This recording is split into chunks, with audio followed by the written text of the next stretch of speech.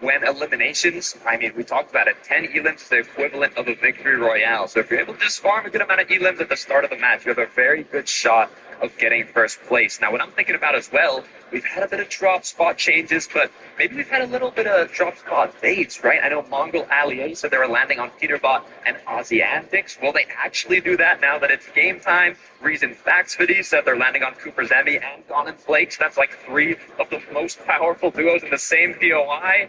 I don't know if it's really going to happen. I mean, did you see Aussie Antics video of Ali watching Peterbot build? I don't know if they're going to be dropping, and if they are, they're going to be doing it very carefully. But like you guys are saying, it's all about the vibes. We've had so much fun. There's just been so much content going out. We also have a lot of co-streamers up in the audience right now. There's people representing so many different regions. This is what Fortnite is all about.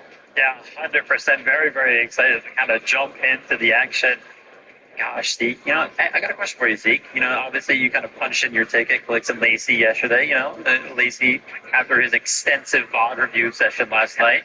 How you felt about your pick? I wasn't aware of the VOD review section personally, but listen, this is still Clicks, this is still Lacey, Clicks is looking really good, right? Again, we had kind of 3 practice games yesterday we got to watch. We got to kind of clue in, see how things are kind of going. Clicks, to him, it looks like I'm just watching Major 2, right? It looks like I'm just watching the same Clicks I just got done watching. And of course with Lacey, this guy loves content, of course, but he knows how much Clicks wants it. He knows what this means to Clicks. When the time comes, he will lock in. We all know the ongoing joke of the 4th place curse from Clicks. Unfortunately, getting 4th place again with Benno back last year. And then this year, getting 3rd place in Major 1. Major 2, he gets 2nd place. We were already talking about if Thomas HD wins, would this officially be his first FNCS title? Well, what about that question for Clicks? Yeah, I mean, a lot of people are I've seen it on socials a lot. Clicks is actually in his prime right now. Definitely those placements, they're kind of backing it up. We're talking about storylines when it comes down to primes and everything like that. Let's go ahead and focus that on Mr. Savage and Lachlan, right? Mr. Savage was retired from Fortnite Competitive earlier this year, and it did not take long before he kind of rejoined us for Major 2, joined another trio, got right back in the action. So I think he's locked in right there. The thing I love about Mr. Savage is that, I remember competing in the MSI, and he always had his supporter creator, but it was always like 200 IQ, because everybody always kind of coined him as the smartest player. Of course, now we can see minutes ago, right? They just go down to code Mr. Savage, but still has those smarts. Has the IQ from retired qualifying grand finals. He's been out competing you at the Pro-Am, and you were talking about, does it count as an FNCS win? Well, if it does, if Mr. Savage Lachlan wins, and we hear about Aussie Antics, that means Aussie Antics is an FNCS win. If he does it and Clicks does it, it's definitely going to be a funny ongoing joke. I mean, how can you not be entertained, right? And again, the fact that this is reload, obviously in FNCS we watch, someone goes down, it's like, well, see you next game. Now someone goes down, it's like, okay, well, they're reloading back in. How do we kind of approach this new situation? Does Thomas HD have a Mammoth pistol halfway across the map? Did he catch you coming from the sky? Like, there's so many cool things, and of course, the loophole that is reload. There's so much chaos that can happen, from even opening a single chest. I think it's important to kind of talk about, you're going to get reloaded, right? Obviously, you're going to be flying in the sky. You're pretty exposed. And we kind of see how that kind of works out in competitions before, whenever there's like launch pads in the lobby, in the loophole. There was a change not too long ago to kind of avoid some of that, right? Make sure you can kind of glide down further, closer to the land, have a little bit more immunity. Yeah, to kind of prevent some of those beams coming out of the sky. I can tell you right now, in the practice games yesterday, with these professional players in the lobby, it feels like it almost changed nothing. Yeah, it really did not. I mean, the aim of these players is on a whole other level. And what I'm thinking is, in a lot of the performance evaluations, the players are playing safe. They're in a competitive box, going for the late games, and trying to get a good placement. Because in those end games, you are going to get a lot of opportunities for eliminations.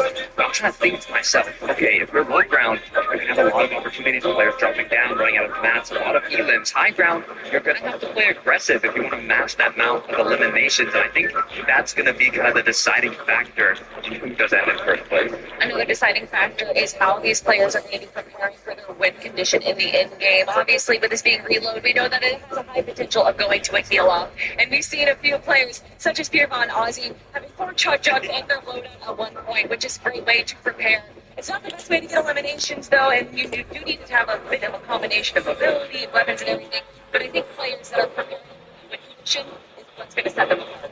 I think surprise of at least 1, 2, 3, maybe 4, maybe all 6 actually go down to that heal up. Right? We got so many items that can kind of support that chug jug med kits. We got those slurp juices in, but it's so funny because actually when we were watching those practice games, I was like, wow, we've even got a drain. Wise like Slurpee to have those barrels available. Cooper so smart, making sure that he went ahead and utilized those for his heal off win condition. So they're so smart sometimes. And that's why it's important to put in the practice on this new map. I mean, not only do you have chug jugs, med kits, splashes, but like you were mentioning, if you know where all these slurp barrels are, if you know where you need to go quickly into zone, keep yourself alive in the heal off, I'm sure we're going to have a lot of them. I mean, bringing us back 3 years ago, Invitational final game, Camiseti versus Queasy Bino, not knowing what you can do at a drop spot can really change the story of a game. Why would you bring that up, Kelly? It's not like this is going to be a super close competition by the end of the day. That would be insane if it was. But it's that time. We're ready to jump aboard that battle bus for the first game out of the FNCS. So it is definitely time. You guys are talking so much about those practice games, Sako, and they are out the window because the nerves have to have settled down. The battle bus is going to launch, the players are going to drop in, and everything that you practice, some are going to be put to the test. But so many of these creators, so many of these pros, they're just so familiar with what it's like to have all eyes on them. And so with that, I think expectation kind of settles more into the fact that I just don't want to be last. Yeah, that's one of the biggest things is, everybody gets a little bit of that prize pool. It gets increasingly more, $50,000 for that first place, but it's almost like exactly what you said. No one wants to get last. Everybody wants to hoist that trophy, and it kind of leads to my prediction of Peterbot and Ozzy Antics, right? Huge fan of Ozzy. Everybody's got in the world probably a fan of Peterbot, but he was actually at last year's Global Championship. I asked him, what's next? How are you going to do it? He doesn't necessarily care to just win. He wants to dominate. He wants to be the best player in the game, and with 5 FNCS championships, he is well on his way there. But that's just the thing. The caliber of competitors that we have in this lobby mixed in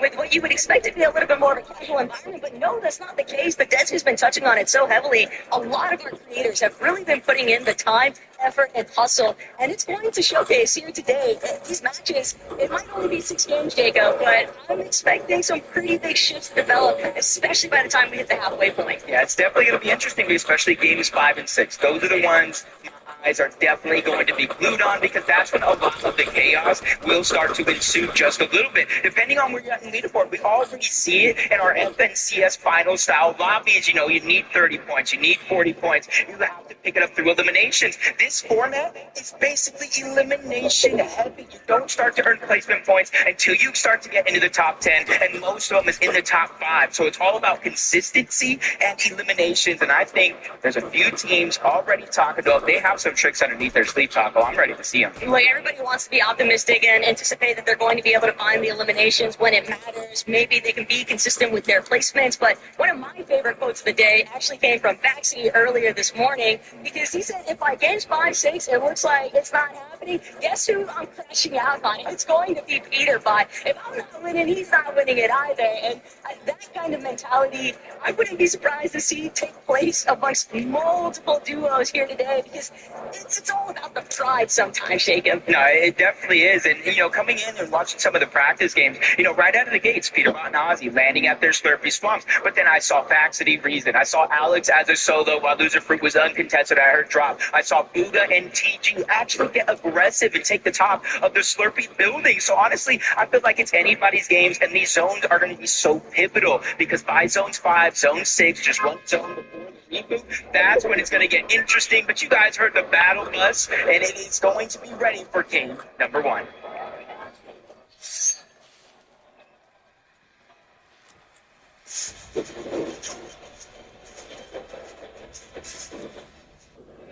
And now, the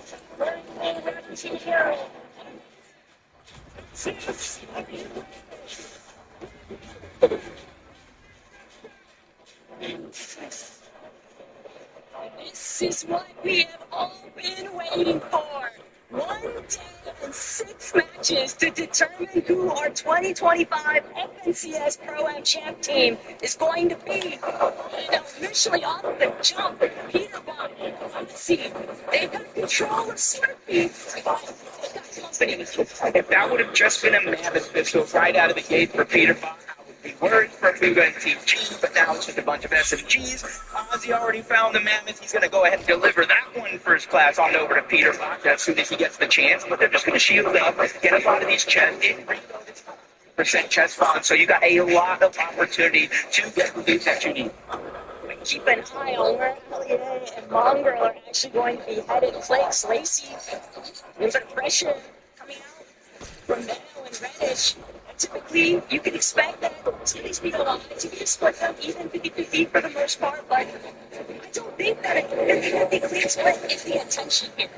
I don't think it is for the most part, but because there's 100%, there's a lot of floor loot and stuff that they're splitting rather safely, or you can choose to fight it later once you do get that payload out. But I did see in the typical gamer taking down Courage. Now Cypher PK is going down. So a lot of these players already just going right at it to try to get those early elimination points so they don't have to worry about a deficit later on. It's always rough to be one of the first players eliminated because then you're just an open season target for the rest of the lobby.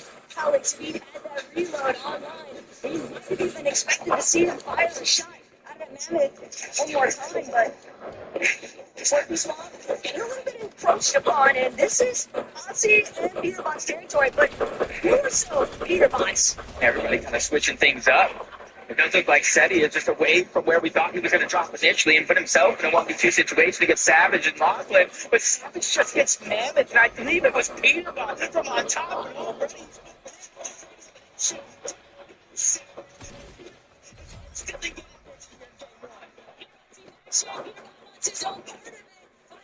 elimination. That means everybody else is like scrambling, flipping, trying to escape. He knows he's on the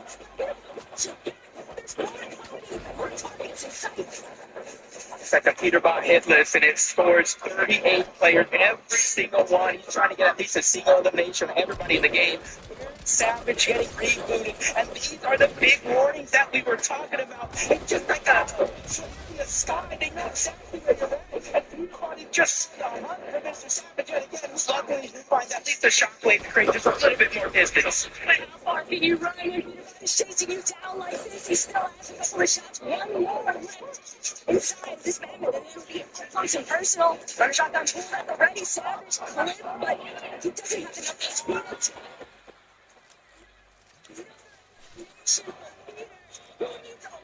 You got game one to get things done. Yeah, I don't know if anybody knows, but Savage kind of just helped the lobby right there. Just here, only had one more Mammoth pistol shot left, so he's not going to be able to do that much damage from far away anymore unless he finds his loot llama in the fact of Ozzy Antics to see if you have any more of those that I can fire. Thomas HD, Somerset, just moving north from their original drop spot, and you can see they have a pretty decent loadout, but when we're looking for Thomas HD, no sniper, no Mammoth pistol, he doesn't have the firepower that we expected to have yet. A little bit of, you take this, I'll take that, from Somerset and Thomas, but Aussie, Peterbot, they're not done beat, especially he's just keeping everybody important. So, you know, I'm not even that these two would have the audacity to challenge them as Slurpee Swamp.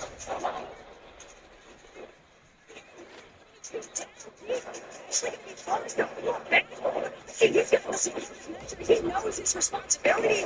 He's going to make sure that he is safe and sound. And the little things, Sako, it's the little things right there for Ozzy, being able to go in, sneak it. He edited the backside cover for Peterbot to safely escape and gave the shields and heals set exactly what he needs in a situation like that. It was definitely a tough spot to be in for a quick moment. But relatively early, third zone, only one tick of damage. You could still stay and stagger yourself back if you need be. But you see Aussie play back out, but then immediately goes right back to the farming.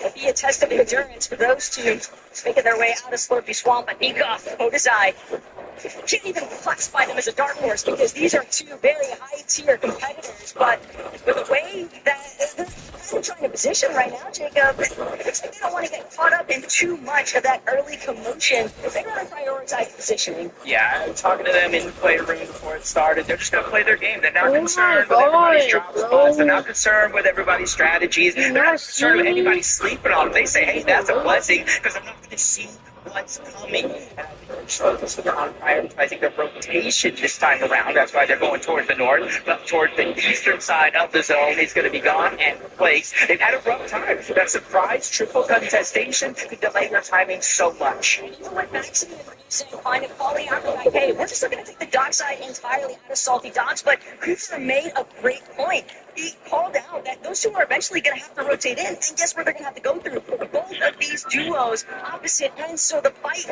was inevitable from Salty. And it's like everybody a little bit more scattered.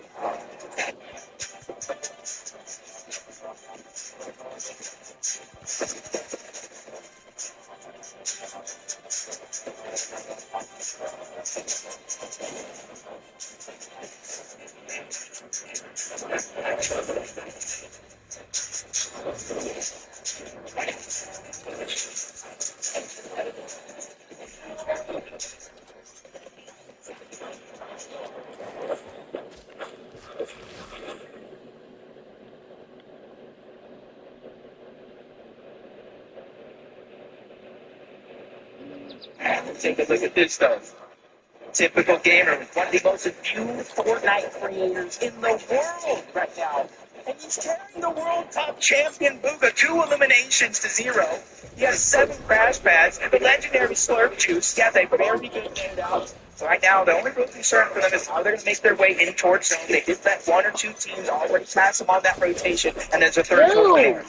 Sleep on TG though. Oh my god. This is someone who's been playing alongside Quinn even We freaking suck. on How NA, do I win and the they've game? been able to have some pretty strong performances. He's definitely a strong competitor. I'm excited to see how they continue to cook in this lobby, but Kanata, Ronaldo, they already got a little bit clipped, a little bit tagged up from Typical Gamer and Booga, so they are very much aware they might be getting pressed here soon. Mammoth Pistol is going to be in Kanata's hands. Stay Ronaldo, kind of like clean up, load out the Stinger. Kanata can land a good amount of damage with that Mammoth Pistol. Whether either one of the shotgun or the SMG, he's going to be able to clean that one up easy, but they're just on the side of the mountain. A lot of teams already pressing forward in that rotation. They're just kind of biding their time. They're a team with 2 FNCS champions, by the way, on it, that know that patience is a virtue and just being able to just slowly let other players make the mistakes that you can capitalize on. And Alex kind of carrying over that performance from yesterday's practice lobbies. Already 3 eliminations. He's definitely keeping in mind just how impactful those individual elim points will actually amount to. And he's got gone in place in his sight. Didn't even get a chance to respond. Trying to an attempt to defend himself, but Alex just way too quick on the trigger. And that's what we were talking about in those practice games. Alex going punch for punch with the likes of Peterbot in terms of getting simple eliminations. As we're seeing the zone, it is going to close up just a little bit, but it's a 50-50 with the whole south side being in the zone, and that's why you see Peterbot and Ozzy just trying to rotate to the north. It's not a ton of damage by any means, Taco, but you can see they're trying to save and utilize their heals for as long as possible. And the problem is that Chuck Jug that Aussie's holding onto isn't for him. That is got Peterbot's name on it. And the longer that Aussie can hold on to that without having to actually use it on himself, probably the better off they're going to feel with these rotates. And the direction that they're headed, though, Somerset, Thomas, and Chiefs, they might have an opportunity here to try and cut off some teams, play a little bit of spoiler to this edge zone. Yeah, loadout's looking pretty good. They got that chug cannon, so that's basically infinite heals. You just need the timing to let them charge up. As Cold and Courage find themselves all the way toward the north, Steamy stacks, but there's about 6 teams on this side of the map. They find themselves in the zone, though. That's a luxury they know they can count on for now. This is still a nice readjustment in comparison to a lot of the troubles that we saw them encountering in yesterday's practice games. Courage, Cold, they'd rather bide their time. They don't actually have to throw away their positioning anytime soon, but it brings in Nahil get a little bit too close in their space. can expect some sparks to fly. Yeah, and I feel like it's this point of the game the nerves start to just get a little bit more up there because those reboots are about to turn off in Zone 7. So most of the teams have already rotated. You can see it in the minimap in close proximity of one another. So even though if you go down here, now it's the 6 zone, you will reboot, but where are you going to go? Where are you going to find the loot? So that's where you're seeing a lot of these teams taking it just a little bit more serious than some of the games that we saw yesterday. Plus, you got to keep in mind, Cooper Sammy, they were grinding all morning. They've got to be feeling very warmed up, doing nonstop 2v2s up against Kanata and Stable Ronaldo. And the way that they just shockwave towards that center zone, they're bound to get caught up in a little bit of action. But Reddish, Beto, first off, they want to be the ones intervening, going and break. They've got an exchange up against Kanata. They took out Ronaldo, but Reddish and Beto, they don't want to let up any pressure. They're just going to continuously spray into where that action's taking place. I just feel so bad for Ronaldo right now. I don't even know where he's going to end up landing, but if he can find his way back to Kanata, that will be good. And they are kind of deep in the back of the zone. This is about what are his chances, which is going to be relatively good. I don't even know how he just done it, but he did it. And that's what you look at a former FNCS champ for, okay? Ronaldo's got his method. He's got some tricks up his sleeve. He's got a little bit of distance. It's to the gamer, going in flanks. That's just so rude. Just a tough spot to be in, too. He couldn't even fully stand up. He was kind of stuck crouched down at the top of the mountain. Cooper Zemi, honestly, leading up into this Pro-Am, this has to be one of the most predicted teams in top 5, one of the most predicted teams to actually win the FNCS Pro-Am. Hold on, we're getting busy. Kern said they were going to take out Cypher PK. I'm not sure if he said he was going to do it himself or he was going to let Cole do it for him. Who else is getting there doing bananas? Who else is getting there doing water? Courage, that's who. And it's showing off here. Cole feeling primed and ready to go. Cypher being the first victim. And possibly many more to come. Cypher also in a tough spot. With Moxie being a little bit of a solo here for a few seconds, if she can buy the time, they will. And you hear that sound. Reboots are going to be disabled from here on out. If you go down, you are forced to watch the rest of the game play out. Themselves and absolutely nobody is safe. Shockwave or crash pad, whatever direction you want to head. But you've got to keep your head on a swivel, otherwise you might lose it. As Beto so nicely showcased, but Beto and Reddish, they still got their work cut out for them. They know there's a lot of neighbors that they don't necessarily want to be knocking on the doors of just yet. You're trying to draw as little of attention as possible. Well, yeah, I did see him kind of get targeted by a few players, drop to a low HP. Peterbot's the one that's actually feeding up the elimination. Points go to Fuga, Luke goes to Peterbot.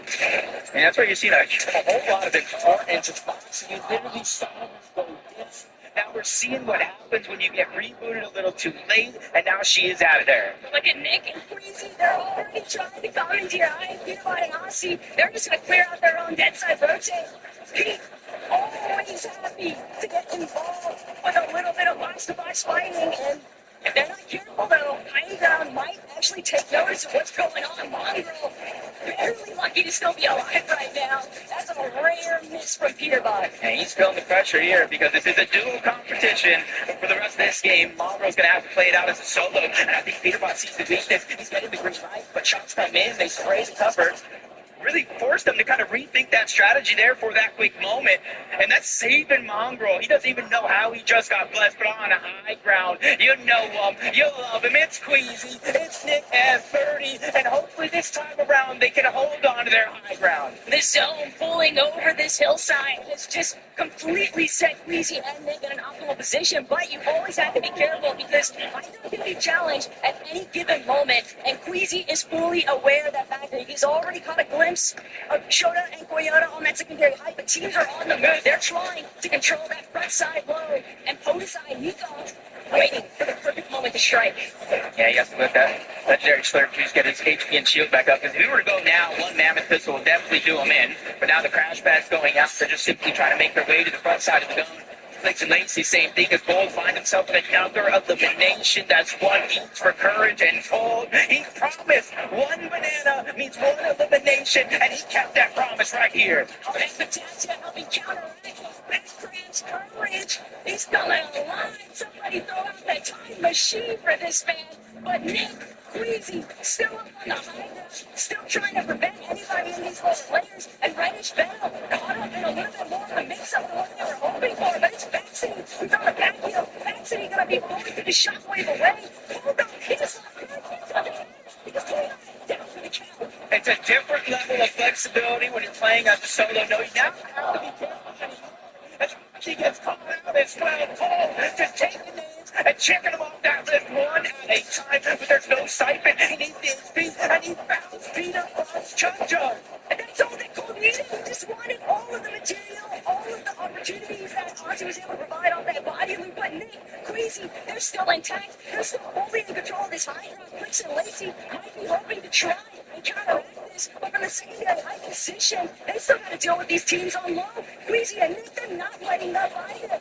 Alex doing what he can to fend for himself on the backside. But he got frontside, immediately shockwaving towards frontside low. They're waiting. They're hoping that somebody's going to run into one of their free hits. There are 15 teams still alive. Placement points have not touched this lobby just yet. It's all eliminations all the way. As Cole is looking for another one. Savage, weakest to be on the other side. Lockwood's there as well. Shockwave from Panaka, causing a little bit of destruction and confusion. As Cole is simply on the hunt. An opportunity there. He misses out, but Semi's going to steal that one away. Peterbot is struggling to get anyway. And Queasy's looking to the high. He's going to try and just make sure that he's not in slow as he is. Flex and Lazy now all the way in the bottom field. They're making sure that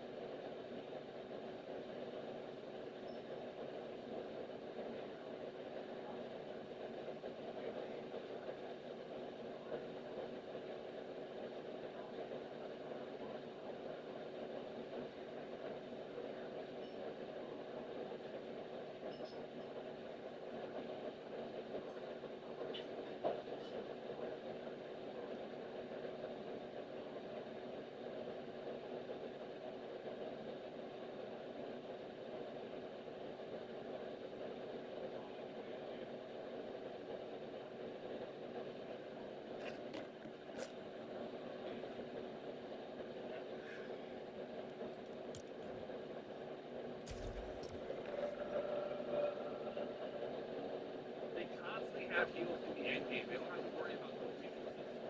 Now they're both back up under shield, under health. They're low on material. 4 builds left. Now 1 build left for Peterbot. He's looking for the refresh. He sees these players. There's a knock body in there and another player that's very weak. They're on the low ground looking for this refresh. Soil's going to get a few knocks right here. There's the refresh. Soil doesn't have any materials left, so he's going to try to make his way to Peterbot. If he does, they're going to just splash it. Soil is like so both players can mostly slay out and move just like Peterbot. So we got Memphis, we got Mats, teams on the high ground, Peterbot jumping up. Nice nods. He's making the call outs right here. Big pressure on the high ground. And he gets the nod right there. First victory royale of the day. And trust me, this is the least impressive victory royale we're going to see in this video. Good job, bro. Upgrading my room slash setup. So this right here is my current game. It's pretty key. It doesn't come from this. Friends over at Black Ice. So I told you guys about Peterbot's strategy. Listen to how he describes his strategy. Imagine secret source entry making you guys you can get to these top source right now. I'm not gonna lie, we have the Mythic every season, you know what I'm saying? And me with the Mythic, I'm so unstoppable. You know what I'm saying? I get so many eliminations and stuff, so it's dangerous. I'm not gonna lie, he has so much confidence on camera. I have never seen a transformation of a player like this. Not only is he dominating in games, he's actually doing pretty well with the mic in front of his face and the camera in front of him. All the screaming fans and the loud stadium. They are now 50 points ahead going into game number 6. And again, in game number 4, all the other teams around the forecast hour and secure it. Making an acclamation of the future.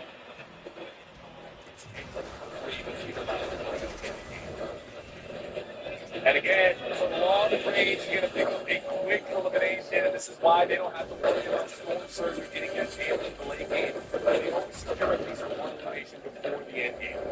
And now they're fighting for control of the island, and we're going to see a crazy play come in. He gets a quick knock right there. The guy doing it on the high ground. He catches it, slacking over here, sees that there's an alternate angle, and again, he's going to hit an emo.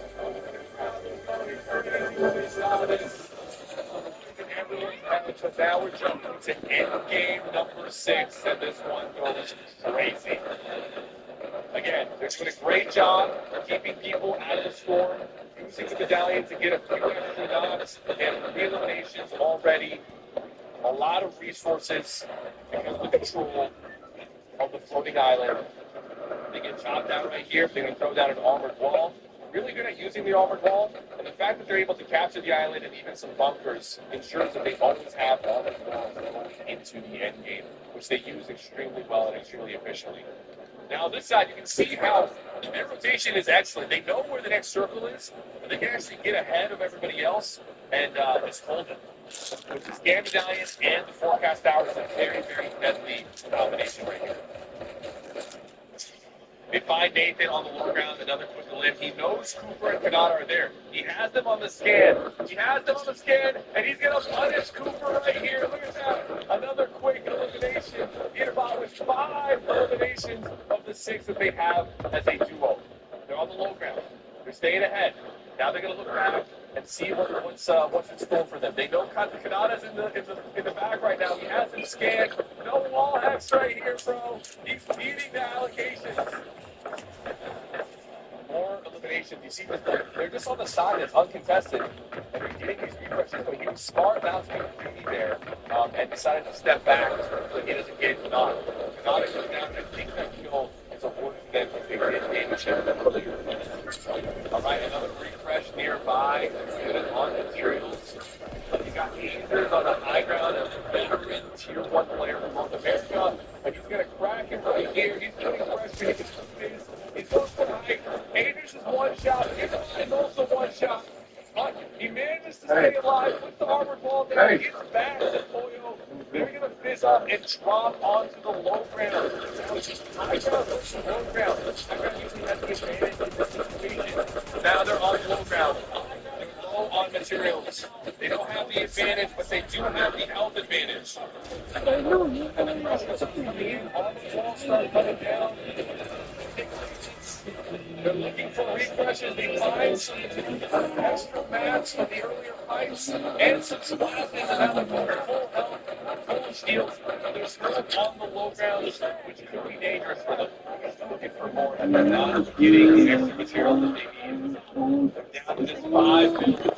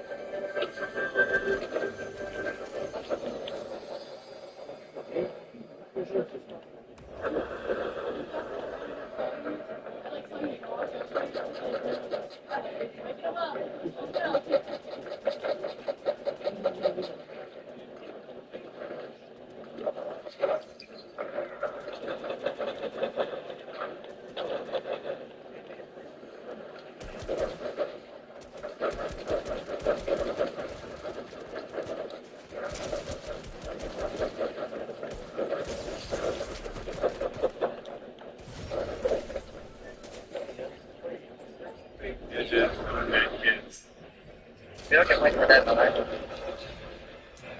No heals. Wait, they're opening up the entire bunker right now. They're not getting med kits. Oh, we need to go now. Yeah, we still They're need to literally go. sitting on a campfire, scrapping for bandages, and they end up getting killed in Storm. That is so unlucky. And now, after game number 8, they actually lost the first place position, and Thomas and Queasy are now in first place.